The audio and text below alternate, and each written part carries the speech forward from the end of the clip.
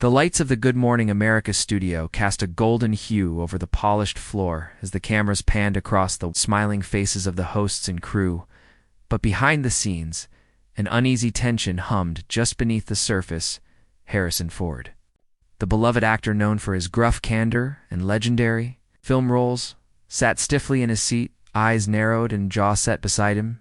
George Stephanopoulos shuffled through a stack of cue cards, unaware that the next few minutes would descend into one of the most explosive live television moments in recent memory. The interview began, as many do, with a touch of nostalgia clips from Indiana Jones and Star Wars.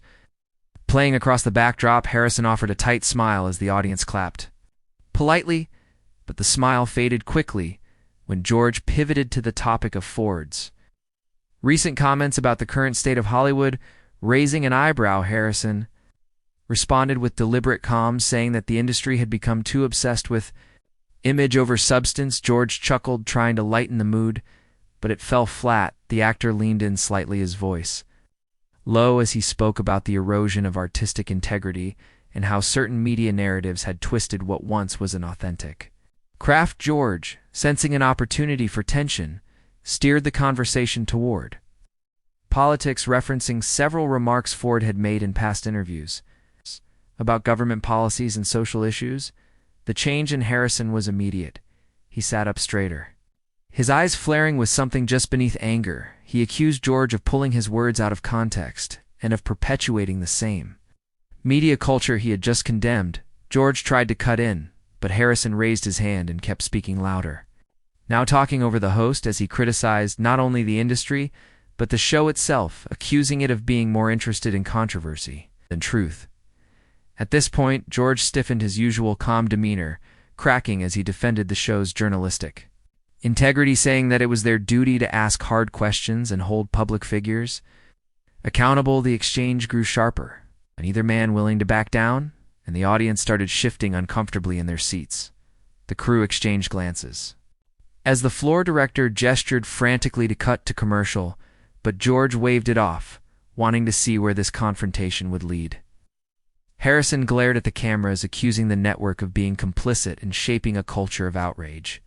In sound bites rather than meaningful dialogue, George replied that public figures, like Ford, had the power to shape the conversation, and that criticism should be met with transparency, not hostility. Harrison laughed dryly, his voice now cutting through the studio, as he called out the hypocrisy of being invited onto a show only to be ambushed with talking points that misrepresented his beliefs. George responded swiftly, asserting that if Harrison wanted to speak freely, he also had to be prepared to defend his views in public discourse. The temperature of the studio rose, and the energy shifted from tense to volatile. Harrison stood slowly, his voice raised in frustration as he declared that he had no interest in being part of a performance disguised as journalism. George remained seated, but his jaw was tight, his fingers clenched around his cue cards, and with the audience holding its collective breath, the actor tore off. His microphone tossed it on the chair and began walking off the set, leaving stunned silence in his wake.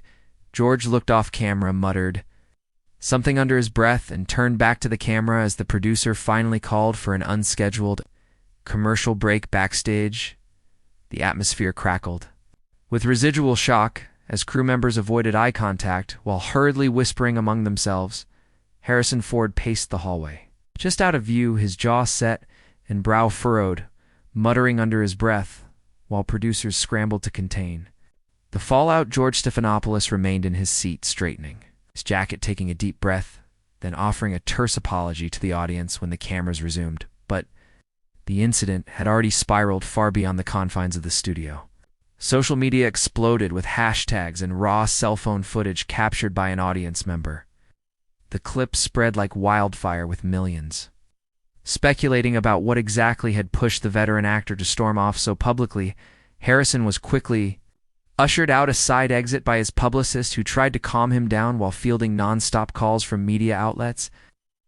Desperate for a quote, the network executives huddled in a nearby control room, furious and panicked over how to spin the debacle. As the news cycle began to shift the narrative, Harrison was painted by some as a truth-teller, a man fed up with performative media and clickbait journalism, while others accused him of being unable to handle scrutiny and overreacting on live television.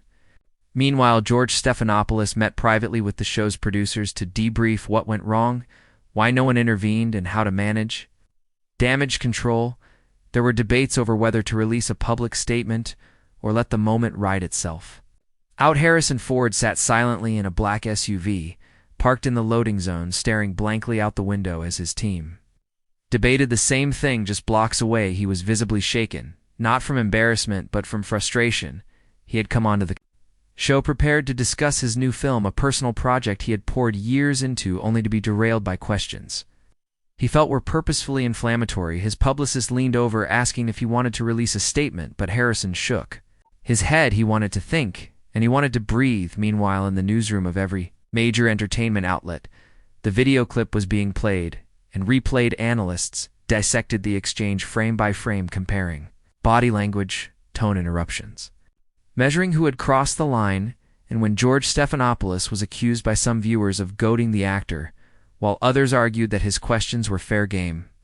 Considering Harrison's vocal criticisms of Hollywood and media institutions, morning talk shows were supposed to be soft landing spots for celebrities, not battlegrounds. But the lines had clearly been blurred in the age of viral moments and outrage marketing. At home, fans were divided. Messages of support and condemnation flooded both men's social media pages and comment sections across platforms. Filled with arguments, debates, and jokes about the dramatic face-off, memes were born within hours. Images of Harrison standing defiantly, without a microphone, beside George, frozen in mid-retort, circulated with captions ranging from heroic to humiliating. One fan wrote, "This was not a meltdown. This was a man refusing to be scripted." Another commented, "When you come for the king, you better not miss the media." Storm became bigger than the interview itself, and talk show hosts, late-night comedians, and news anchors alike weighed in on the now infamous GMA walkout. Some said it would define Harrison for years to come. Others believed it would blow over in days, but one thing was certain: the moment had pierced through the noise and forced a conversation about what morning TV had become and what it meant for guests who walked onto those glossy sets thinking they knew what they were walking into. While George tried to refocus future segments, producers quietly discussed internal reviews and changes to protocol for live interviews, especially those with notoriously blunt guests. Asterisk.